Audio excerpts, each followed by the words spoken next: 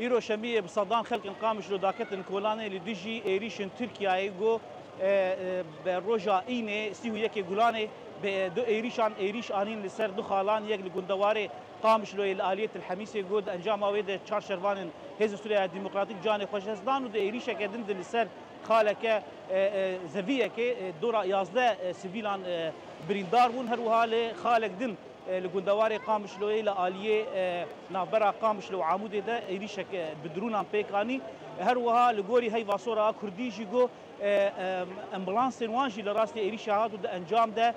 گو امبولانس که کار درکت و یک قادنجی زرارک دید لوی داری خلق قامش لو دخوازن ده مساجی بدن گو ایریشانا ایریشن ترکیه نتنه ایریش که لسروانه